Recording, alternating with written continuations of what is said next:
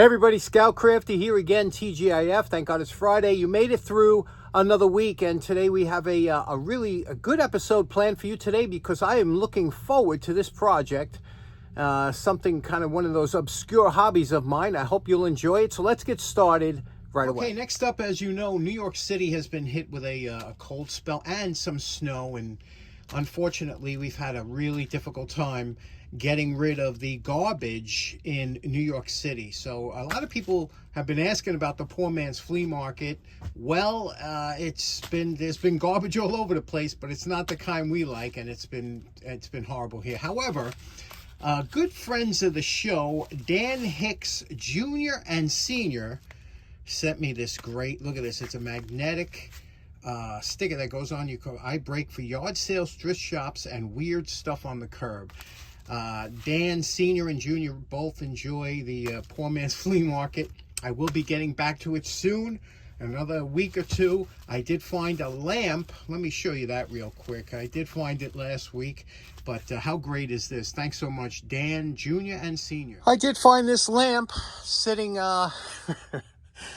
2 houses away from me. They were moving, and this lamp here. Now, I took it only for parts, but I had to laugh because this guy, Tom, grabs all the cords. He cuts all the cords off, and I always say, Tom, if you see something good, don't cut the cord off. I always leave a cord on anyway, he cut the cord off. So I bet you the lamp works. It just needs a cord. But anyway, I took it for parts because there are a couple things in here we're going to talk about. Okay, next up, for those of you who follow the program know that I collect thermostats, old thermostats, or what we call heat regulators, the old ones. And you know what's so funny? There's only a few of us in the country that collect these things. It's not a big collectible. And of the guys that collect it, I don't know if we're bidding against it. A lot of these things go for big money. Some thermostats will go for 100, 150. It's crazy for the old ones. And I don't know why, but for the few of us that do collect these things, I'd like to get together sometimes and wonder, what is it about these things that make us collect them? Anyway, this one here, look at the shape this is in, huh? Now, what's so interesting about this, we take it for granted, thermostats. You set it to a temperature and you leave it. I know my buddy Ed, who has been dealing with these for many years, for troubleshooting and whatnot. But these old ones are so great because they were mechanical, and it was a mechanical way to turn on the heat or off the heat, a mechanical way, strictly mechanical, no batteries, nothing, no electronics, just mechanical. And that's why I really love these. Now, this one obviously was in service for many, many years. Look at the dirt on here and whatnot, right? I don't even know. And it is brass under there. So, but this one's unusual. And one of the reasons this is so unusual is because it was line voltage, which meant with the new thermostats today, when it calls for heat, it's a low voltage, 24 volts, sends the signal down. You only have to run a thin wire into the walls because it's only 24 volts. These old thermostats used to run regular house cord, This was 110 volts.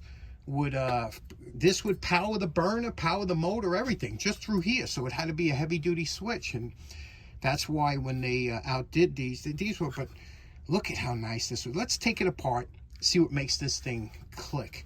Now, first of all, the screws are missing, so we're going to have to replace those. And here we go. We have the casing with a thermometer built in. The thermometer seems to be all the way up to the top. Sometimes you can knock them down to get the mercury to come down into the bulb, but that's neither here nor there. There's a little case here. Again, the screws are missing. There was a little case that would let the air get in there without a breeze, and here it is. This is the meat and potatoes of this thing.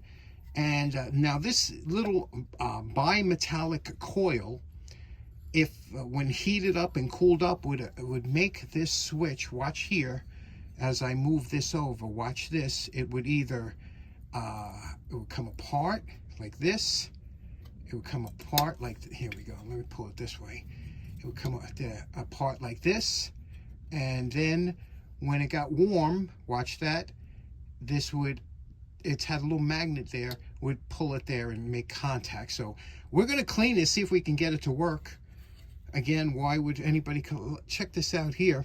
You can see the beautiful writing that was on here, and let's see what we can do as far as cleaning this up. We're not going to take it apart too much because we just want to take it apart that we can get it to work. Step one is we're going to take a vacuum cleaner and a series of stiff old toothbrushes, acid brushes, get in here, get all the dust and everything, years of dust that's been caked up in here, and we'll try and get as much of that out. Now we vacuumed everything out. It looks a lot better now. We can actually see what's going on. Now I wanted to remove this bimetallic coil here. Now, in order to do, because I have to get in and lubricate this area, and I'll show you what I mean in a minute. Now, it looks like these two nuts, it has a nut on the top and the bottom here. Now, the best thing is what I always tell you, whenever you get a chance to use a nut driver, but it's going to be a double good day because I get a chance to use an ignition wrench, which I always want to use, but you never have a chance to use. But this is a perfect opportunity because you have to hold that nut here, and I could slip that right in. Look at that, fits perfect. That's where an ignition wrench comes in handy. And let's loosen up the top here and see if we can't unscrew this and get this to come off. Okay, now in order to get this out, I had to remove that nut and those two screws from the bottom here. You can see the bottom. The nut went here and the two screws went over here. Now I'm trying to lift this off. Now, this is a type of spring almost, but this arm comes out. This is what makes everything work. This goes up and down with heat. That goes over here. This little arm here is the contact arm, and this is the bottom spring that holds that on. You could see, and the whole reason I want to take this off was to see that there. I'm doing this in case I forget which way this thing goes back on here. Another contact here you have to be careful of, and this armature here, this one here that slides back and forth. Okay, it seems a little stiff, and we'll have to see that it rides on that kind of copper bushing. We'll take that apart, lubricate it to put it back together. And not much to it, pretty simple looking, right? But let's see what we can do. Let's see if we can't clean this up and get it back together to work. After cleaning the back plate, I went over the entire thing with Plastex. Okay, it's been all taken apart, put back together, all the contacts cleaned. You could see here now, you can see there the face plate. Used a little Plastex and polish. And now, watch this. What happens, this is when you adjust it here. You could see that's how the contacts, so as I move it over to it gets warmer. See, this is warmer on the right. You'll see this come down, and those contacts make contact. See right there? Hear it? I cleaned all those contacts. There's contacts here and here. They attach through the wires here and through the back. Now, what we're going to do, I didn't start to clean the case yet. I want to make sure this works really well before I start on the case, but everything's adjusted, and isn't that beautiful? What a beautiful piece of equipment here. And now I'm going to hit this with the heat gun, and we're going to see if this operates. Okay, I have this set at about 82 degrees, which means that it would be calling for heat because it's colder than 82 down here. So that means the contacts would be down. It would be running the furnace now. Now, when it warmed up to 82 degrees, that should release. So I'm going to hit it with the heat gun, and let's see how long it takes. I'm going to hit the coil there with the heat gun. Let's see how long it takes. Look at this here. It should pop up whenever it warms up enough. Let's hit it. Look at that. Instantaneously. Did you see how quickly that released the contacts? As soon as it felt 82 degrees, boom, it hit up. So this thing works just as good as it did back in the day. Isn't that amazing? Now what's interesting, those two nuts on top here, that's how you calibrate this to get to the right temperature. By loosening this and tightening the other one and moving this up and down, that's how you would calibrate this if it wasn't reading correctly. And I don't know, I'd have to get it so I know the temperature before I adjust. Now comes the fun part. I removed these two jeweler's screws here. This removes the thermometer casing. And the reason they did this is so that you could have different companies. You can have their own custom thermometer here, and you see the glass vial is held in with these two wraparound pins, or like almost like a cotter pin that is held over. And sometimes if you see the mercury is all the way up, sometimes you can whip it like this and get that mercury down. We'll see about that. I don't know what the deal is with that, but we got to clean this. Now, this is brass, but I believe it was sprayed with a coating. So here it is. You had a beautiful brass housing, but of course we all know brass tarnishes, so they sprayed it with this color paint. So I don't know what's going to happen here. I have a little bit here. Now remember, this is years and years of grime on here, so I don't know what we're going to do, if we're going to be able to save the paint. There's a couple scratches there, but I'm going to try and get under it. Again, you can compound this, but you see that how much of this is, you know, nicotine over the years and heat and just not being touched. And this might have been in a commercial environment, so I'm going to work on this, see what we can do. Have you ever seen anything that look at that? That is just crunge. Okay, we removed all the dirt using a dollar store scrubbing pad that's not too abrasive, and Ajax, powdered Ajax cleaner. Got rid of all the dirt. Okay, you can see this was original. This is what we have it at now. Now you could see those little specks. Normally you would see specks from white paint, because, you know, thermostats always get hit with white paint spatter. But this is actually the brass coming through the paint over years of being knocked around, 80 years of being knocked around. That's actually the brass. I could take this, how nice would that look, taking this whole thing down to brass and polishing it, and then spraying it clear lacquer. That's the way this thing really should be displayed, right?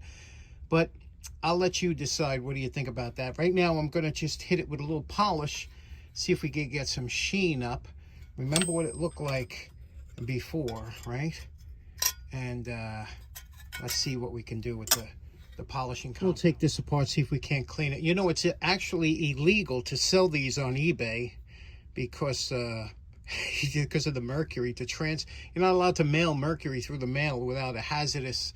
Nobody does it, but anytime you have mercury being mailed, you're supposed to declare. And we're calling this project done. I have to tell you, I am ecstatic over this. Let's take a look at how it came out. I still haven't been able to get that down yet. I will try to get that mercury down there. You can see how that reads, but how nice and clean that all came out. This case covering, right? Came out really nice, except for the chips, but we'll see what we want to do with that, whether we want to take it to brass. And of course, the body, the thermostat itself, is just absolutely lovely, super smooth. Listen to this operate. You see that operating? It's set up now. And the one thing that I want to say is I was calling this a bimetallic strip. Actually, from doing some research, this predates the bimetallic strips. This is a gas-filled bellows. It was filled with a gas that it was very quick to respond, and you saw how quickly it responded. So I think that might have been part of the problem with it. It was so quick to respond, it would turn it off and on more than they wanted. But what do you say we hook this up? I have a board. We'll screw it to a board and see if we can't get this and to see how it operates in real life. Okay, here's our little test board. Now, basically what this is, instead of our thermostat being hooked up to a furnace, it's hooked up to this light bulb. Now, what I'm going to do is I'm going to raise up the temperature, okay? Let's say I'm raising it up here until the furnace comes on. Okay, there we go. Now the furnace is on, okay? Now, when I blow hot air over this, it should shut that light off. And when I blow the duster, this is them dusters, they blow cold air. When I blow the cold air, it should turn the bulb off. First, the heat. Okay, now it's shut the furnace off. Now as it gets cooler in the house, let's try the duster. There we go. When it cooled it down, it turned it back on. And there we go. Let's try the heat again. How cool is that? Okay, so in closing, that was a fun episode for me, and I'm sure for the rest of the Heat Regulator and Thermostat Collecting Club of America. Wonder how many of you are out there. Interesting side note, you know, I have pigeons Those of you who follow the channel know I have a pigeon coop. I separated my porch into half a pigeon coop, and I stopped having fancy and homer pigeons and other that. Now I just have injured and street pigeons. But I was going to close the coop down, but I let them go in there and I feed them every day. But in the wintertime, I close up the coop. I keep them in because the hawks are around, and the hawks will devastate the pigeons. So for the winter, a couple of months in the winter, I close up the coop and they stay in there. I started with 6 pigeons a couple months. I just went in there the other day. I got 12 pigeons now. I don't know. They're hiding them. They hide the babies. And the little guys come out, and now there's 12 of them. But they're a happy crew. Them and the mice. You know, the best pets are the ones that people just don't even consider. Anyway, I hope you have a great weekend. We will see you again on Monday. Happy Valentine's Day. Hope you enjoy it. Take care. Bye-bye.